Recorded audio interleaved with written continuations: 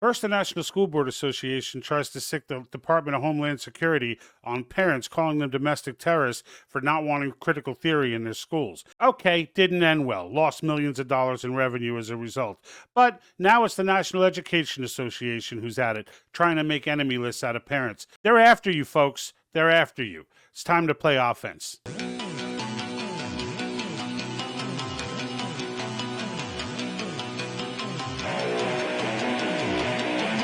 Doesn't anyone notice this? I feel like I'm taking crazy pills! I don't want you to write. I don't want you to write to your congressman because I wouldn't know what to tell you to write. I don't know what to do about the depression and the inflation and the Russians and the crime in the streets. All I know is that first, you've got to get mad. Is the whole world gone crazy? Am I the only one around here who gives a shit about the rule? You have the luxury of not knowing what I know. I want you to get up now. I want all of you to get up out of your chairs. I want you to get up right now and go to the window, open it, and stick your head out and yell, I'm as mad as hell, and I'm not gonna take this anymore!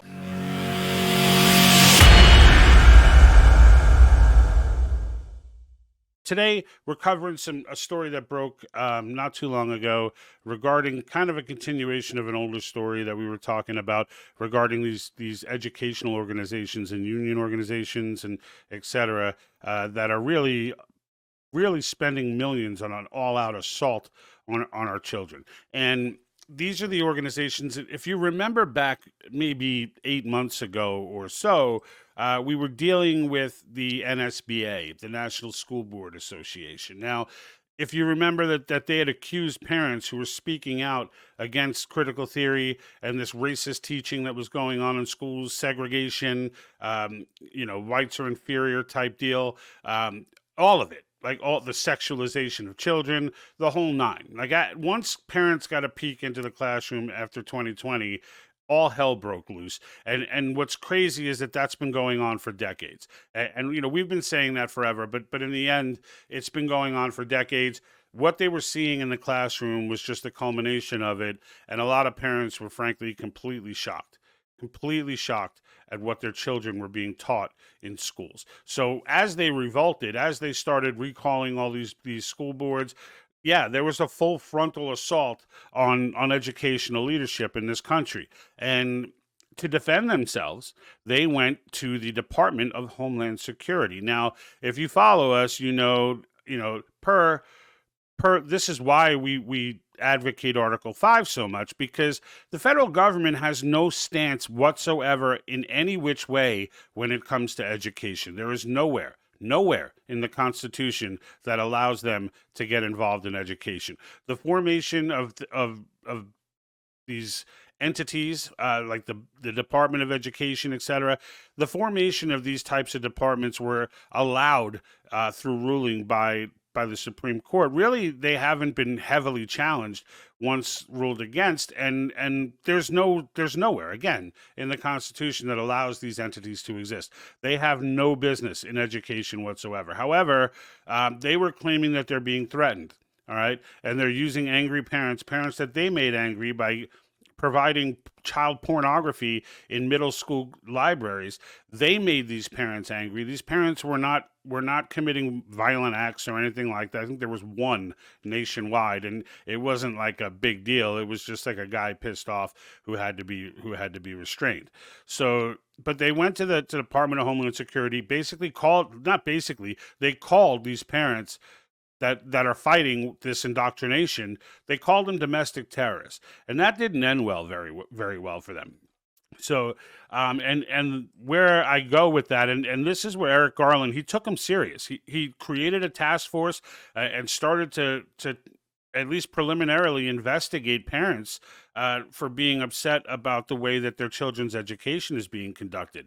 Now, we all know that the parents were right, and that the sexualization of children is disgusting, and that everything that they're teaching, the racism, everything is disgusting. But instead of understanding that and realizing that they have no authority here, they decided to treat this as if the parents were. And how did that work out? Well, here's a quote from Steve Gallen, who was the chair. I don't know if he still is, but at the time he was the chair of the NSBA Council of Urban Boards of Education. He says it costs This caused further devastation, this comment, right, calling them domestic terrorists, caused further devastation to the already dangerous, fragile financial position of NSBA and the loss in revenue of millions, which is beautiful, right? In the millions. It's beautiful to listen to. And abated the coordinated national efforts around issues of educational equity. That's awesome. That's awesome. Now, he said that quote as if it were a bad thing, but if you're a champion of freedom and you love your children, that's a phenomenal thing. What they mean when they say issues of educational equity, this is the Marxist indoctrination they're trying to get across. So he's basically saying that these parents, by playing offense, have seriously hindered their ability to indoctrinate, which is outstanding. Outstanding, right?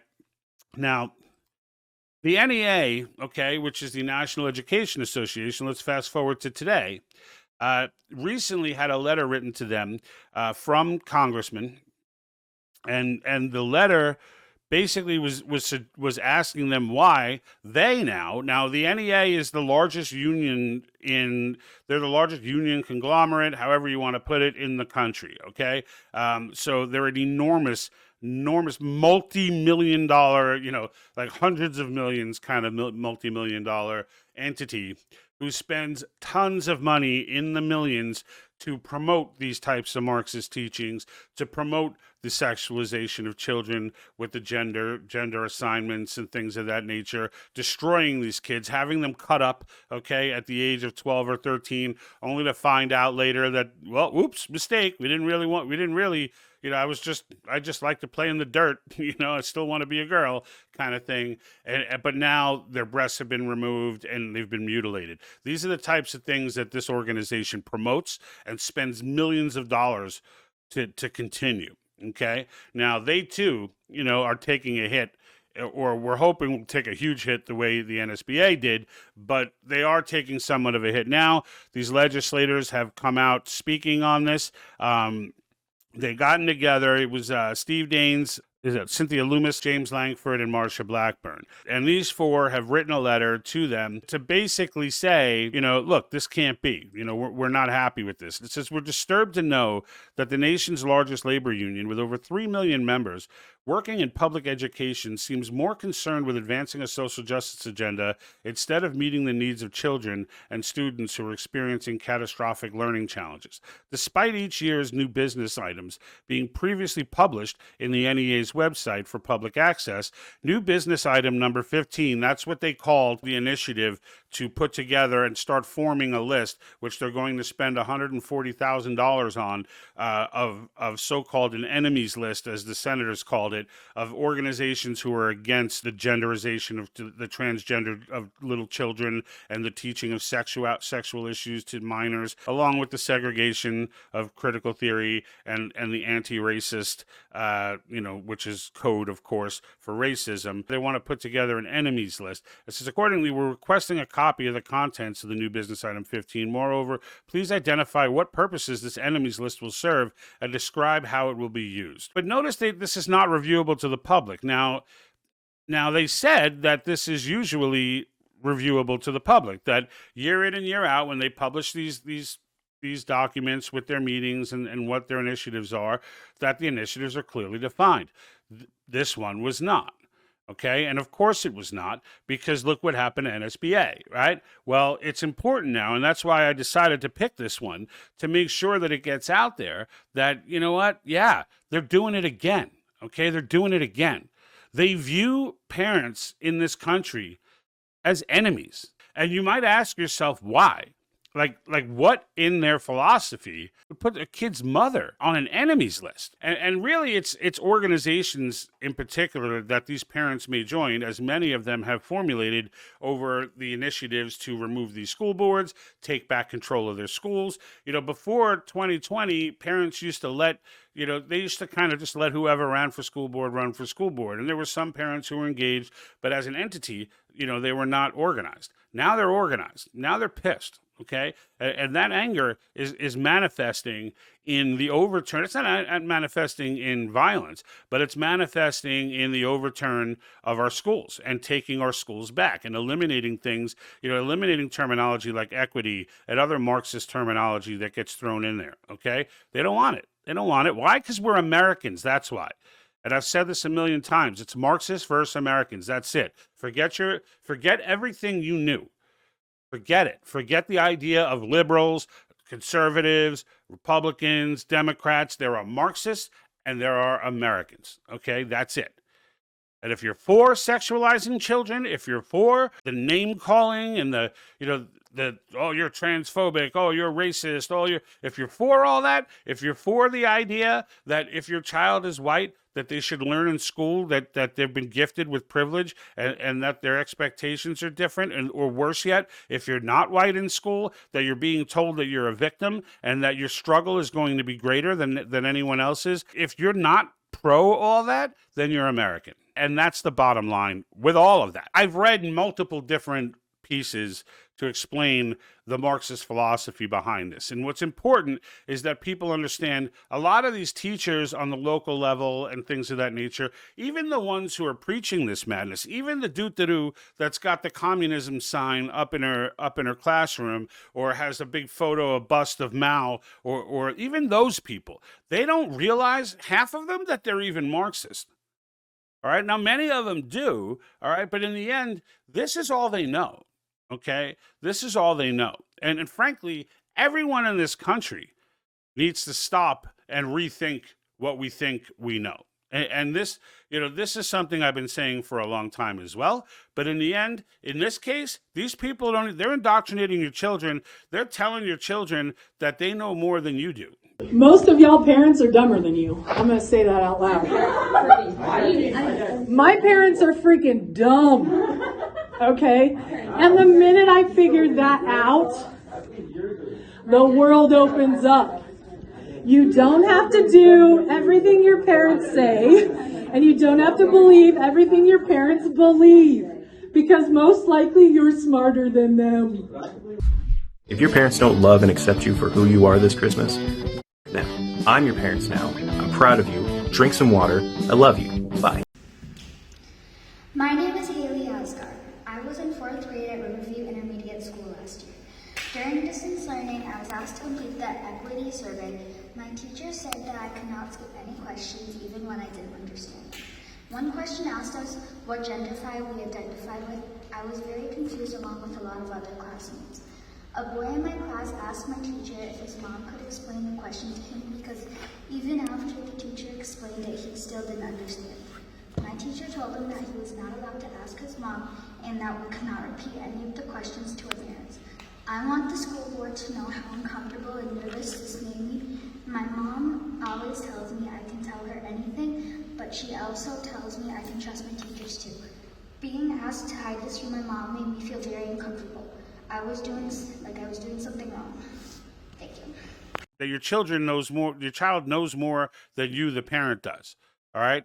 They're not telling the parent that they're making these. They're not, no. And they're telling the kids, you don't need to share that at home. Okay? But they are saying it. They are saying it. When I warned my daughter against it, she told me they've been saying it for a while. And she was a freshman. Okay? And there was a human geography class. All right? Whatever the hell that is. All right, so that's the class. It was an AP class too, of course. Those are the kids that are most likely to go on to the next indoctrination field of college, right? But in this case, I want to give you an insight into some of the thinking, okay, that goes in behind this. So here is where I have it here. Okay, so Alexandra Kollontai, 1920, okay? She wrote a publication called Communism and the Family, all right? And this section that I took, this quote and the next one that I'm going to bring up, was called "The State is Responsible for the Upbringing of Children." All right. And I thought that this was the best written one that I could find that articulates what I'm trying to get across to people. Okay. Because this is what the Marxist Communist Manifesto is. This is some back in these days in the 1920s, as she was in Russia. So it was easy for her to speak clearly about this and put forth real intention without having to propagandize it and redo the wording, etc. All right. And what she says here is communist society considers the social education of the rising generation to be one of the fundamental aspects of the new life. Okay, the new life is the new communist life, all right? The old family, narrow and petty, where the parents quarrel and are only interested in their own offspring, it's not capable of educating the new person. The playgrounds, gardens, homes, and other amenities where the child will spend the greater part of the day under the supervision of qualified educators will, on the other hand, offer an environment in which the child can grow up a conscious communist who recognizes the need for solidarity, comradeship, mutual help, and loyalty to the collective. What's the parents' role in all this? What responsibilities are left to the parents, she says, when they no longer have to take charge of upbringing and education? So again, just right here in this first sentence, you see that the goal is that the parents aren't in charge of upbringing.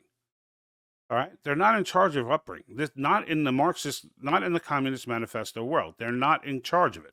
The state takes over almost from the time that the child can walk in their mind. All right. The very small baby, you might answer, while it's still learning to walk and clinging to its mother's skirt, still needs her attention. Here again, the communist state hastens to the aid of the working mother. No longer will there be any women who are alone. All right. When they say you won't be alone, they're saying the state's going to take over for you. All right. That's what they're saying. The state's going to, that's the moment where the state stands next to you and holds the child's hand while you hold the other one before the state walks away and you let go and the state hangs on.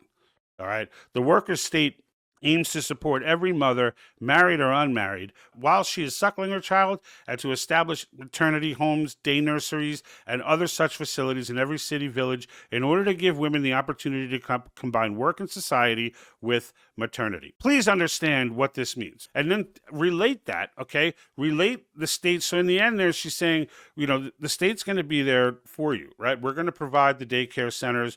We're going to provide, is this not exactly what they've been doing for the last 10 to 20 years, 30, 40 years? If you were successful in this country, you may have been able to avoid putting your children in those types of facilities, but we have created more and more and more of them over the course of the decades, all right? And the reason for that is because the state is trying to take control of the children. And when I say take control, I mean it's their minds, okay? It's not an accident that we have these children walking around who now are, you know, many of whom have grown into their 20s, even early 30s, some of them, who really believe men can have babies. Like, this is how badly they've been gaslighted. Like, it's almost at the point now with the genders thing that they're almost seeing how far they can push this before, you know, someone finally stops and goes, get out of here.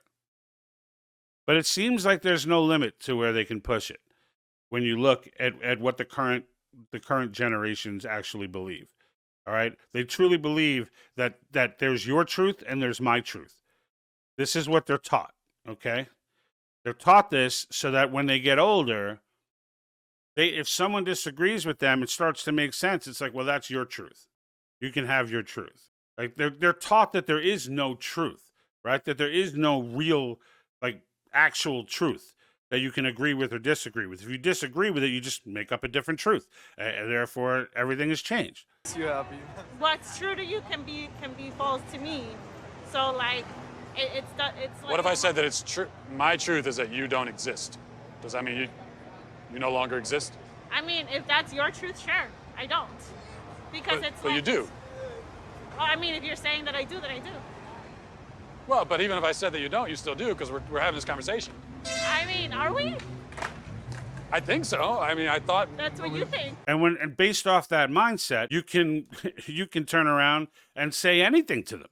And they literally are saying just about anything to them. But they're coming after parents again. I'm embarrassed by us, and I'm a part of that embarrassment in the fact that our eyes were closed for so long, even though there were people going back as far as the 50s who've been trying to scream this, who all look like geniuses now, but they've been trying to scream this, and they were always looked at as fringe people. They were always looked at as paranoid. They were always looked at as, stop it, you're ridiculous. And now as we sit here and watch the fruit that happened, that was raised, a tree that was planted right under our nose and grew right in front of us, and we just absolutely didn't even notice it until we saw all the rotten fruit coming off of it. But we allowed this to happen. But you know what? Once we saw it, now that we're aware, they can no longer operate in the shadows, and this is where the offense begins. This is where, all right, you guys were waging a war where your enemy didn't know that there was war being waged. Well, you know what? Your enemy's aware now, and your enemy is a lot stronger than you are. So, and they know that as well, which is why they conspire in the shadows to do things like this. But we're on to it now. We're on to it now, and we're not letting go. And that's, of all things of major importance, this is our children. Of all the issues that are out there, our children are the biggest one. And the only way to save them and end this nonsense forever is to get the federal government 100% completely out of our education system. And even then, there'll be work to do. But without that, we're not even at a starting point. And the only way to get them out of our education system is to constitutionally remove them from our education system. So there's no decision for the Supreme Court to make. It'll be written clearly that the government shall not be involved in the nation's education system, period. I don't care how they word it, as long as it's simple and to the point. How long have they been attacking guns and how long have they been failing? Why? Because it's written in plain, easy English. That's why. How do you reinterpret the right to bear arms shall not be infringed? There's no way to spin that. If you put that into a 1,600-page document, you could spin it like crazy. You put it into that one simple sentence, there's no spinning it. They tried to flip the militia thing, and okay. No luck, because the right to bear arms shall not be infringed, period, is the right to bear arms shall not be infringed. And the amendments are things that have held more so even than the articles. And the reality of the matter is this option was put in for this purpose alone. The only reason to have this second clause in Article 5. That's it. Is to restrict the power of the federal government. If there were any other reason to do an amendment, as all the other amendments have been done, there'd be no reason to not have the federal government involved. The only reason we would have to exclude the federal government from the process is because they're the ones that we're going to be imposing the shackles on. And it's just beautiful when you look at it. And as we say in the live conversations all the time on our Wednesday night lives, is that once this is done, once this procedure is completed, no matter what the outcome, even if one gets ratified, another one doesn't, however it plays out, okay? If we get them all ratified, that's great. If not, we can get kind of thing. But like in the end, the idea that we can do it and that they no longer can use these scare tactics of runaway conventions and other madness, okay, that it'll be done. The precedent will be set. And I guarantee you that the federal government starts to behave, okay? They're like a child, okay? They really are. We created that child. The states created this child, and then we let it run amok, and we let it do whatever the hell it wants. Article 5 takes that child to boarding school and straightens his butt right out, right? So, I just wanted people to know that what these people are up to, why they're up to it, and to be aware of it, and to understand, again, that there are solutions. There are solutions that do not require the use of our Second Amendment rights. All right, for those that are like, it's time for revolution, we've got a clause for that. We've got an article for that. Our Constitution expected this. This is not unique. The founders knew this was going to happen. The question's going to be, can we keep the republic that they've given us? And I believe the answer to that question is yes. Until next time, I'm out. And like that, he's gone.